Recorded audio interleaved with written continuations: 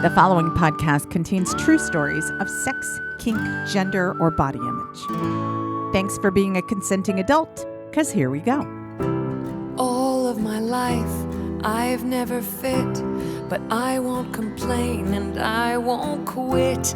I am enormous, get used to it. Everyone tells me I'm too much.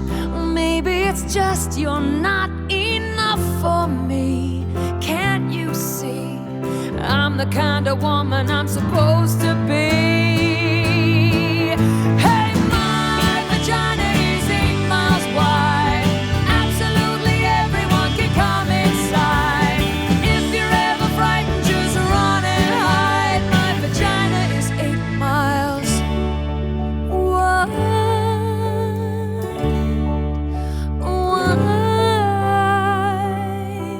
Hi there, and welcome to the Body Storytelling Podcast. I'm sexual folklorist Dixie Delatour, and this week we have a story from professor and co-founder of the Ecosex movement, Beth Stephens. It has been about 3 weeks since I had a podcast episode, and I want to thank all the people who wrote me to check in on me and ask where I was. And I'm going to tell you, and a lot of people tell me that they like the Dixie Ramble best of all on this podcast, better than the stories. And I'm not sure you're going to say that this week. I don't know that I would say that this week. If you know me, you know that the Dixie Ramble is the hardest part of this because I have to tell you the unfiltered truth. And I always tell the truth, but this is the close to the bone truth. And right now I'm feeling really emotionally flat from a horrendous 3 weeks, but I bet I won't really soon once I start talking about it. I've done a good job of not talking about it and talking very little over the last few weeks. But here we go. About 3 weeks ago or so, I got a message from my brother Donnie to let me know that he was in Tucson and that my mother was in the hospital. Now, my mother had just been in the hospital, and she had had pneumonia. She'd come out. She'd been okay. They'd put her on oxygen. She was a little pissed about that, but I was texting with her. She seemed all right. And then I got a message saying she was back in the hospital, that they had taken her from the hospital, it was really urgent care. They had taken her to a real hospital in Tucson, and that they were taking her into the ICU. And I was confused. I was trying to figure out what had changed so suddenly. And I was texting with my brother when I had a story coaching appointment with someone who was about to perform a final performance for the workshop I was teaching, How to Be Body.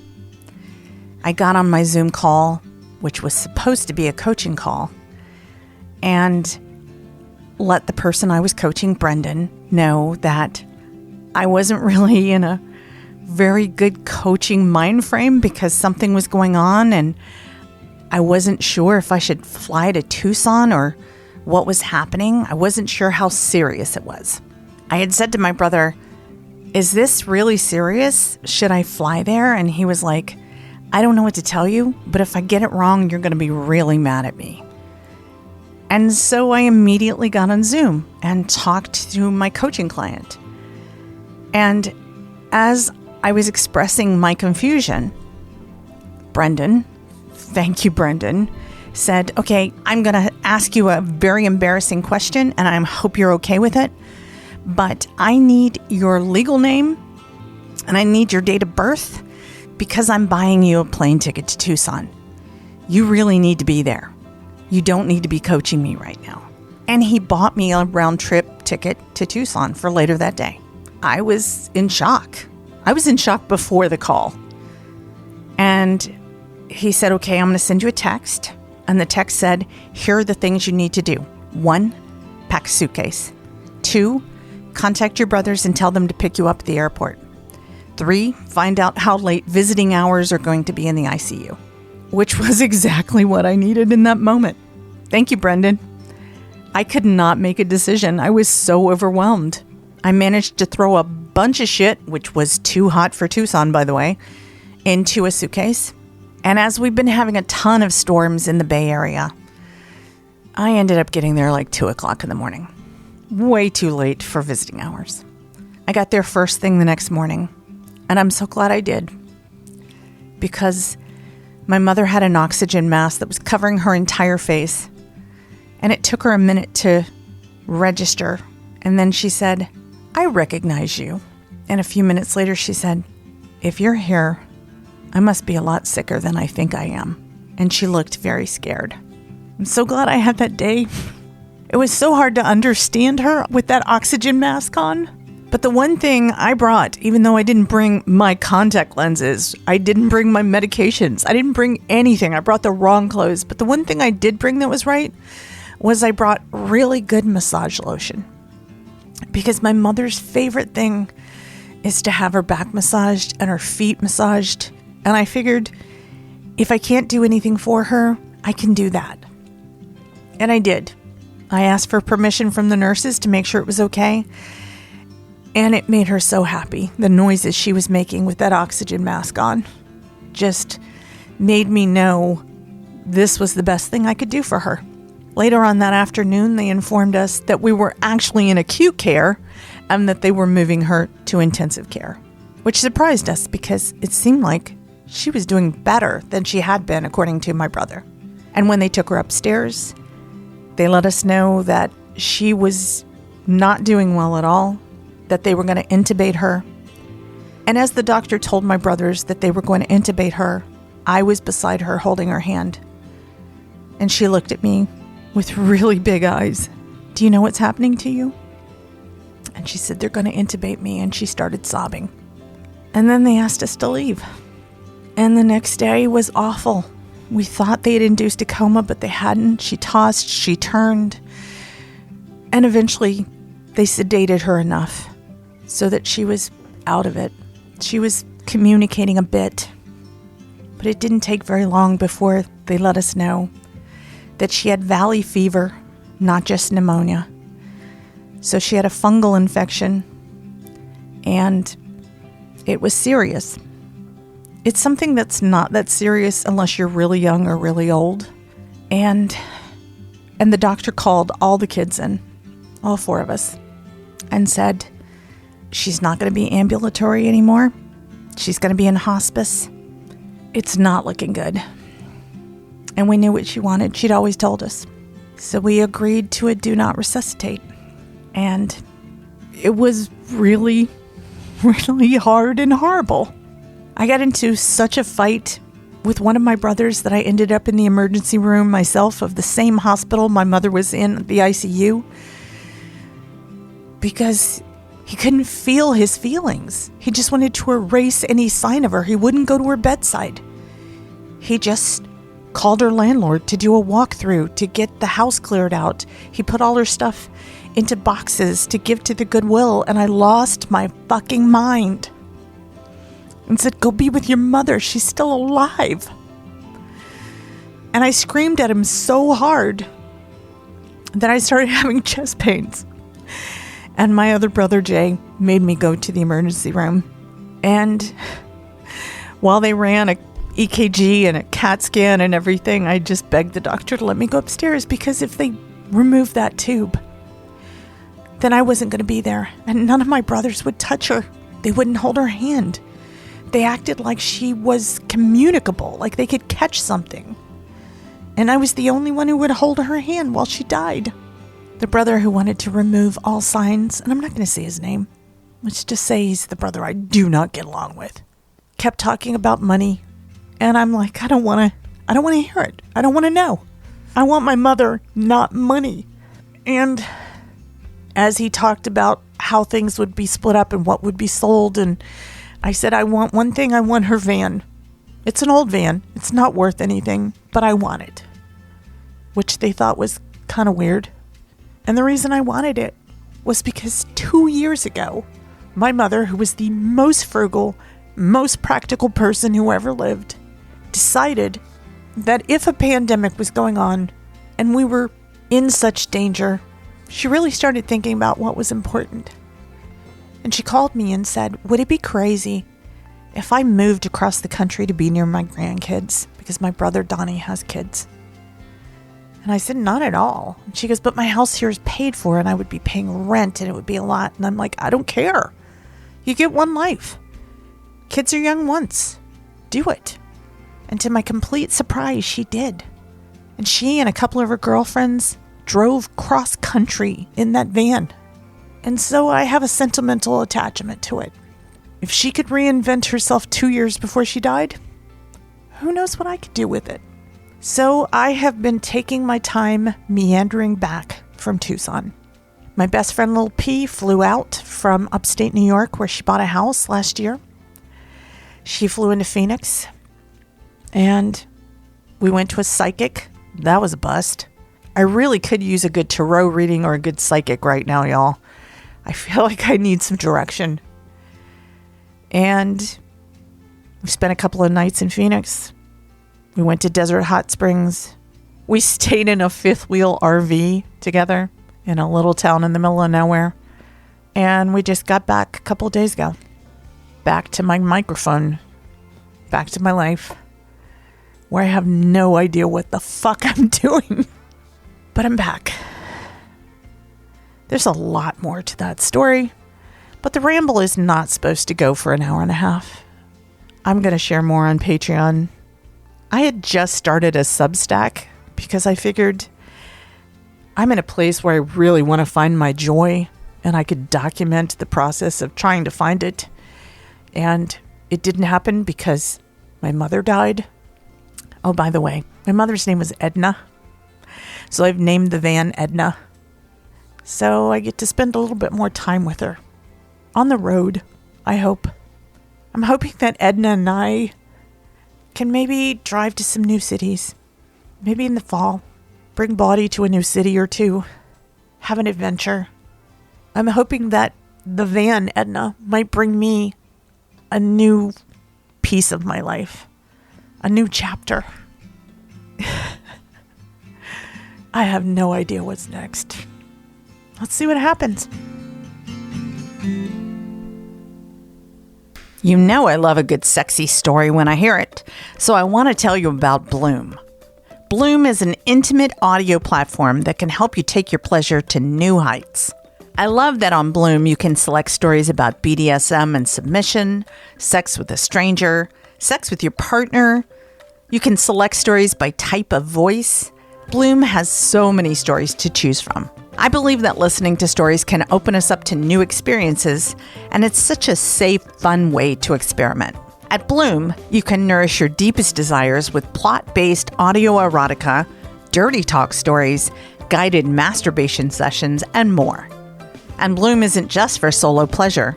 Their guided sex episodes and affirmations can help you connect with your partner or partners on a deeper level. Plus, right now, Bloom is offering Body Storytelling's listeners up to 50% off a subscription when you use the code BODY at bloomstories.com. Oh, and Bloom Stories also sync with Lovin's toys to offer you a truly immersive experience, which means you can feel every intimate moment in these stories. How hot is that? When you go to bloomstories.com and use the code BODY, you can save up to 50% off a premium subscription.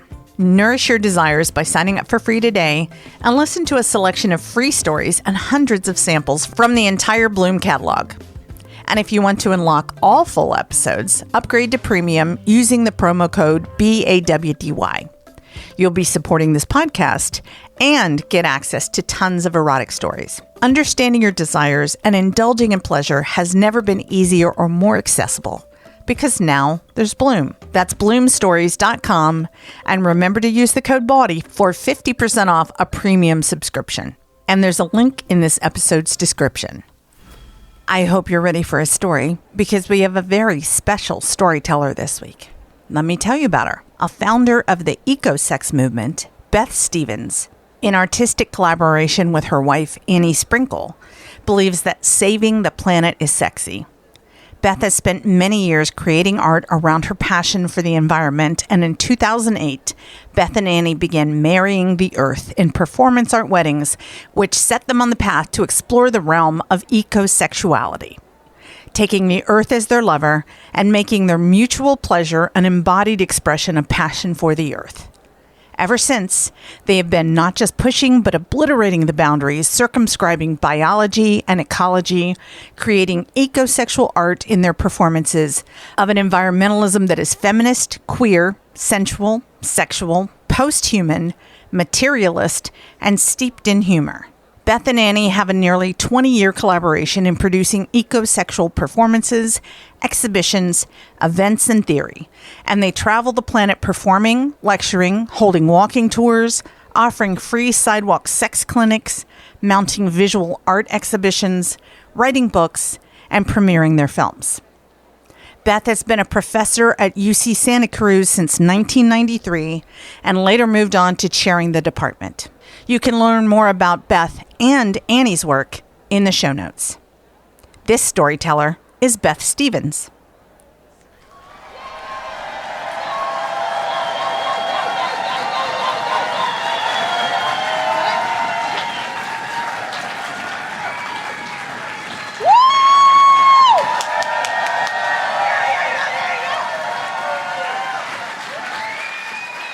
Wow, that's the best ecosexual introduction I've ever had.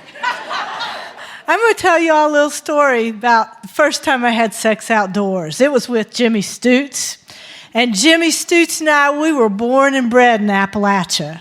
18 years old. That was my first sex outside, and it happened in the New River Gorge on the New River in West Virginia. And I got to tell you that the New River is an old river. It's one of the oldest rivers in the world. It runs backwards, not across the continental divide. It runs the other way because it's in West Virginia. And, yeah. And you know what? I got to tell you, Jimmy and I, we would get so excited about going down and fucking on this big rock right in the middle of the river. And Jimmy Stutes, he was so good looking because he chopped wood and he baled hay and he had a body like a Holler Adonis. And he was just the most beautiful man, and he was an incredible musician. He could play the banjo, he could play the guitar, he could play the harmonica, he could play the fiddle, and all the girls lusted after him, and my daddy fucking hated him. And he did not want me anywhere near Holler Adonis. Anyhow, I love Jimmy, and luckily there was Planned Parenthood in West Virginia at that time, and they gave us lots and lots of birth control pills, because we like to fuck like bunnies, me and Jimmy, we did. And our favorite place was that hot rock in the middle of the river in the New River Gorge. And we would run down to the river bank, and we'd strip off our clothes, and we'd jump into that cold, ice cold water. It was like a perfect sweet iced tea on a hot, humid southern day. Some of y'all know what I'm talking about. We would jump in that water, and the New River is known for whitewater rafting. It is swift, and the undertow is really serious, and I even had a cousin drowned. A lot of people have drowned in the New River. But me and Jimmy, we were young, and nothing could stop us, and we would run out, we would swim out to that rock, and we would dry off a little bit, because that rock was hot, right? And then we'd roll over and we'd kind of get close to each other, and I'd take his beautiful little penis and I'd kind of start rubbing it, and then I'd put it in my mouth and I'd get it really hard. And it was really hard, like only an 18-year-old country boy's dick can be hard, And then we'd roll around a little bit more, and then we would take the missionary position, and then we'd do a little doggy just to kind of, change it up a bit, right? And he'd be like fucking me from behind, and I'd be scraping my hands and scraping my knees on that rock, and I didn't care. It was all good. And one day we were fucking and we were coming, and you wouldn't believe it. The ions from the water were happening, and the crawdads and the cicadas and the bluebirds and the black bears, they were all cheering us on. The bluegills, they were like, do it, do it, do it, do it, do it. And we did it. And it was hot. And Jimmy's just pumping me from behind. And I hear him say, I want to marry you. And I'm like, shit. I don't want to get married, but I didn't say anything. I just rolled over on my back and I looked at the sky, and the sky was a powder blue, a real purty blue that day. And I'm just thinking like, I got to get out of here. So we swim back. We're hot as hell, but we swim back to the shore, and I'm swimming, and my whole life is like flashing in front of me, and I'm thinking like, do I want to stay in West Virginia and have Jimmy's babies and just, no, I wanted to be an artist. I had the art fire in my belly. So I went home and I applied to art schools, and I got into an art school in Boston, Massachusetts, and I told Jimmy, I said, Jimmy, I got to go. And he was so crestfallen. Dixie gave me that word. I hadn't heard that in years. Crestfallen. And I broke that boy's heart. And that felt horrible because he was a beauty. But anyhow, I went up to Boston. And I was in art school, and I was studying, drawing and ceramics and sculpture. And sculpture was very interesting then, because it led right into performance art. And that's where all the pervert artists go. I mean, how many performance artists do we have here? Just clap your hands. We're all performance artists, right? So I'm in Boston. I'm doing performance art. I have this fantastic Eurasian roommate. She was amazing, Mary. And we would go get drunk and do drugs together, right? And we were drunk, and we were kind of high, and we were in our room, and, we're fooling around. And next thing I know, we're on to bed. And Mary's like, will you eat my pussy? And I'm like, oh, of course I will. And she puts her pussy down on my face, and man, I went to town. I didn't know my tongue had such endurance. I was like speaking of the ever-ready bunny, I was like the ever-ready bunny tongue, right? And it just kept going and going and going. And I'll tell you what, that pussy in my face opened a whole new portal to me. And so I didn't just stop with my roommate. I went on, and I was like fucking leather dykes, and I was, it was just amazing, I was into like feminists, not the anti-sex feminists, but the pro-sex feminists. I was fucking my drug dealers. I was fucking dandy dykes. I loved having like sex in the bathrooms of the, the Click Club. Well, that was in New York. That was later, but it was like the Marquee. And, I loved like staying up late at night and going for walks down on the Charles River. I loved that dirty water. Y'all know that song. And, Boston was fantastic. And I eventually got an art degree. And I got a degree in doing sex, drugs, and rock and roll. I love having sex in dirty places. And so, I kind of got around in Boston. There was no anonymous sex there either. Yeah, but I got this letter in the mail after I got my degree, and it said, "Dear Elizabeth Stephens, we've accepted your application to become a professor at the University of California in Santa Cruz." I'm like, what the fuck? I'm like, me, a professor? I am a hillbilly kid from West Virginia. My parents didn't go to college. A lot of people in my family didn't go to college. A lot of people in my family think college is bullshit. But here I was in my U-Haul headed off to California with all my little art pieces in the back, and my Harley was packed between my mattresses back there because I didn't have a car, right? So I go driving off to Boston, to California, sunny California, from, kind of dark, dank, the East Coast. You know how that East Coast is. It's not California, and I was happy to be headed west because there was a big horizon, and I was ready to take it on. So I get to the University of California down in Santa Cruz. It is beautiful down there, right? Are there any slugs in the audience? Any slugs out there? We love our slugs in Santa Cruz. And then people were calling me Professor Stephens, and I'm like, you should have seen me fucking on that river rock. Call me professor. Anyhow, one day one of my colleagues comes up to me and says, well, Professor Stephens, would you like to go see a punk dyke poetry reading in San Francisco? And I'm like, sure. I haven't really spent much time in San Francisco because I'm like spending all my time in Santa Cruz. And we come up to San Francisco, this punk dyke poetry reading, and there's it's crowded, just like body storytelling here is crowded, And I look out over the crowd, and who do I see but that notorious porn star, former sex goddess, right? Sex educator and very renowned performance artist, Annie Sprinkle, over in the corner. She's surrounded by all these bitches, right? And I'm like, well, I got to get in there and get some action too. So I go over and I try to weasel my way in. I start flirting with Annie. I mean, I knew Annie a little bit from the East Coast because we both sort of ran some of the same circles, those dirty bathroom sex circles.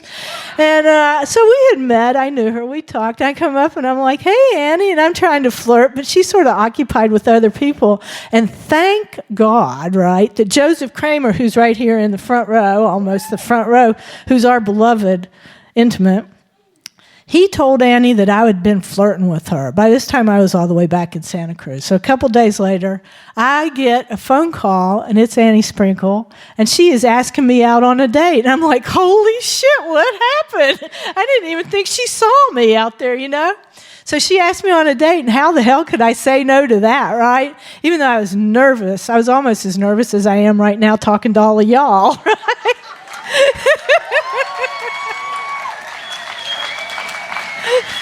But I said yes. I said yes, I will go on that date. This is a story of my life, just saying yes, right? Yes, I will go on that date.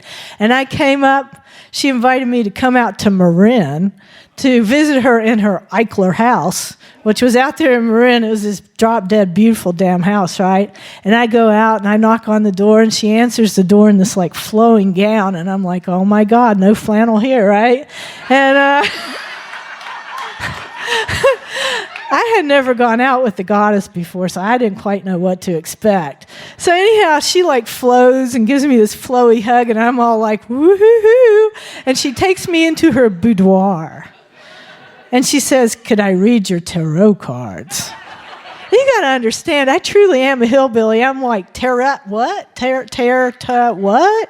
And I'm like, well, okay, you know, it's you can do whatever you want, honey, basically is what I'm thinking, right? So she starts pulling my tarot cards, and I'm getting these shitty cards. I'm getting like the Hanged Man and Death, and I'm getting like, you know, darkness. And then I get confused. I'm like, I'm not fucking confused. So the only way I could think to stop this whole thing that was happening with these damn cards was I planted a kiss on that woman.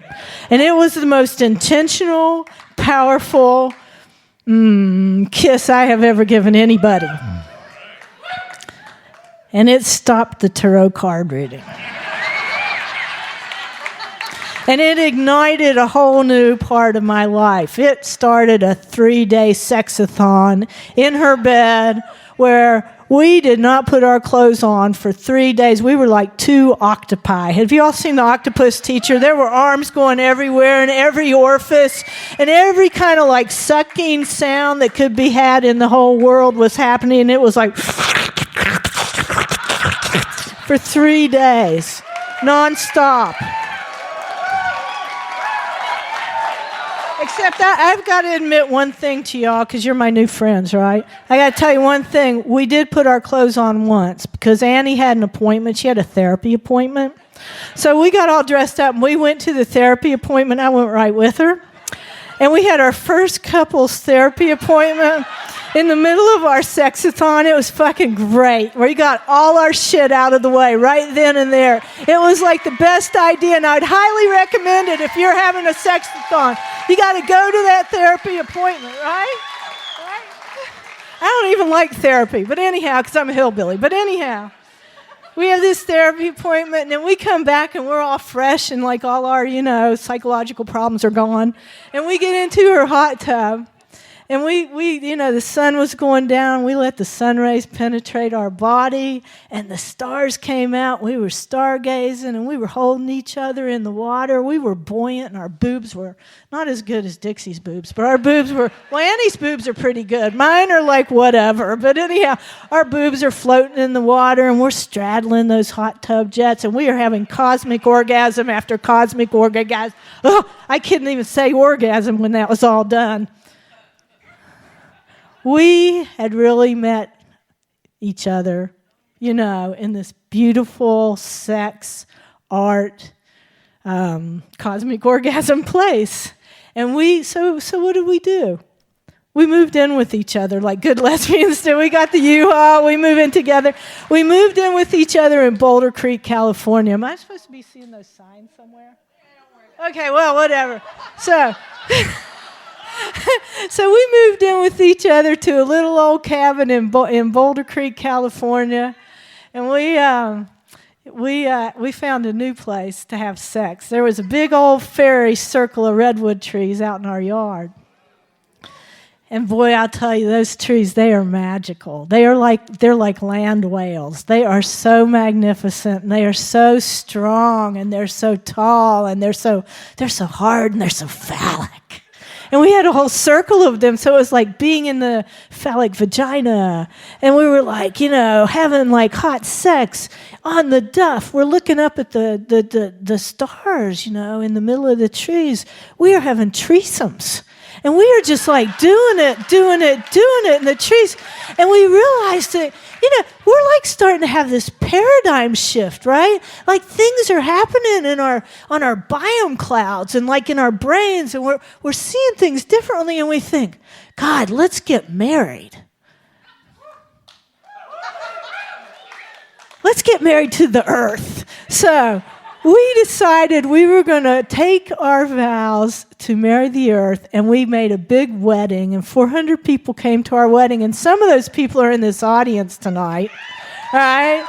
And they came to our green wedding to the earth, where we made vows to love, honor, and cherish the earth until death brings us closer together forever.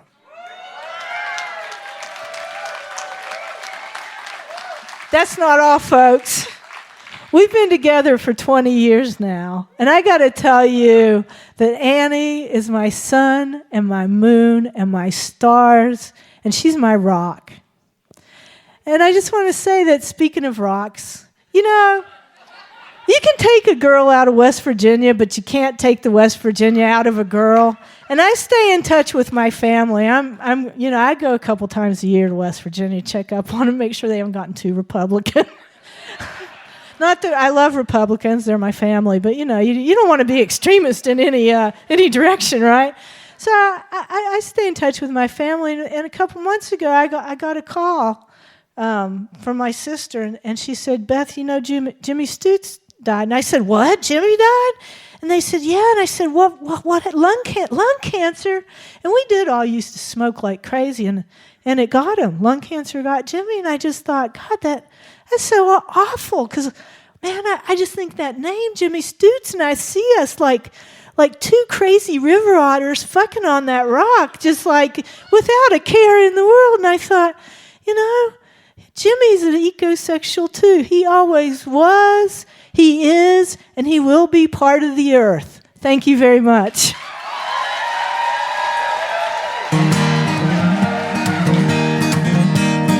So you said you could love all the life on the planet. Didn't know just exactly what that would entail. Didn't get it till I finally said, damn it, Janet. But you were too busy making out with a handful of kale. All the times that I thought that you wanted to go camping, to get away from the hustle of the city scene. Didn't know it till the night, and by the light that I was lambing, caught you humping a stump and fingering an evergreen. She gets her rocks off with the rocks and flirts with the dirt. There once was lust, but now I am dust, and my feelings are hurt. She's gonna leave me for the leaves. Dirty talk is now a gentle breeze. You wanna be amongst the birds and the bees. You just wanna fuck some trees. In the summertime, the soil was wet and you were muddy. In the fall I followed you, cause I thought that you were up to no good. Didn't know it till the spring when you sprung it upon me. You would rather go down on the garden than down on my wood. Yeah, she gets her rocks off with the rocks and flirts with the dirt. There once was lust, but now I am dust, and my feelings are hurt. She's gonna leave me for the leaves. Dirty talk is now a gentle breeze. You wanna be amongst the birds and the bees. You just wanna fuck some trees. Yeah, you just wanna fuck some trees. Meanwhile, back on the ranch, she fell in love with an old oak tree, penetrated by the lowest branch. Then she stuck her green thumb in me. I kinda liked it. Didn't know that she was an ecosexual. Didn't get it, but now it all makes perfect sense. We're still together, she's my love and my favorite intellectual. The grass is green on both sides of the fence. Now we get our rocks off with the rocks. We flirt with the dirt. There once was lust, and now there's more trust, and no one's feelings are hurt. She's not gonna leave me for the leaves. Dirty talk is just a gentle breeze. We are gonna be amongst the birds and the bees. We are gonna fuck some trees. Yeah, we are gonna fuck some trees. Yeah, we are gonna fuck some trees. That song, Tree Fucker, was written by Body's very own Jefferson Berge. It was custom written for Annie Sprinkle's performance many years ago. But as Annie Sprinkle's partner and a world-renowned ecosexual, it made sense that we play it for Beth Stephens' story too. If you're a fan of Jefferson Berge's music, as I am, please join me on Sunday, April 16th. Jefferson will be having an intimate house party. It will be 2 sets, including music, dinner, and drinks, and the dinner will be the 3-time Best of the Bay award-winning Berge Burger. This is the best burger you've ever eaten, and everybody says so. And it will be made just for you by the Berge Burger's creator, Chef. I'll be there, and I hope you'll join me if you're in the San Francisco Bay Area. It'll be in Oakland on Sunday, April 16th. And if you happen to be in the Bay Area, I have a few other things that I'd like to invite you to that I'll be performing at. On April 11th, I'll be performing at the show Happy Endings. It is co-hosted by Joe Wadlington, also known as Jubilee, who performed at our 16th anniversary Body Storytelling and blew us all away. Such an incredible storyteller. The theme of the night is period piece. I have never told a story like this, and no, I will not be dressed like Marie Antoinette. And I will also be co-hosting the Golden Dildo Awards. Come see who gets a Woody this year. The Golden Dildo Awards, if you want to look it up, it's DILDEAUX, gives away coveted community choice awards like Best Sex, Favorite Fister, Best Puppy, Sexy Siren, and more than 20 other categories. It's a fundraiser, and I'll be co-hosting with infamous body storyteller and fisting champion Dolan Wolf. Please come see us in person. It will be happening in the Leather and LGBTQ Cultural District in San Francisco at the San Francisco Eagle on Saturday, April 22nd. It starts at 6 p.m., so don't be late. And I'm really excited at the opportunity to see you in person. I hate asking for help, but I need to ask you to do whatever you can to help keep Body going right now. I've told you before that Body incurred big losses during the pandemic and beyond, and that live theater of all kinds has taken a serious hit. And now, after monumental emotional and personal losses in the last 6 months, my mom, my dad, and my beloved St. Bernard Quake, I really need to step away from Body to do some self-care. And since I'm self-employed, that's not possible without some sort of income while I grieve. But with your financial assistance, Body Storytelling can continue despite hard times. This show is my life's work, and I'm not giving up. I just need a break. I want these stories to be heard, and I believe that everyone has a story, and that our stories, especially these intimate ones, help us understand and connect to one another. There's no other place like this where you can get a standing ovation for your honesty and vulnerability. Nothing builds open-minded community like Body. So I'm asking for your assistance. Every dollar you send our way is greatly appreciated. Right now, make a one-time donation to Body Storytelling on Venmo, Cash App, Buy Me a Coffee, or PayPal. Of course, the best way to support Body is ongoing support through Patreon. And that's at patreon.com/body. Thanks in advance for your financial support for this podcast and live show.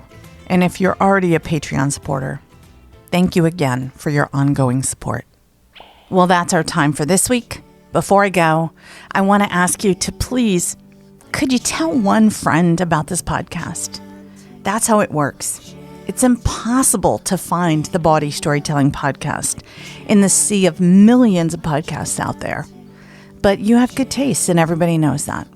So you telling a friend to listen means that more people find us and will continue to grow.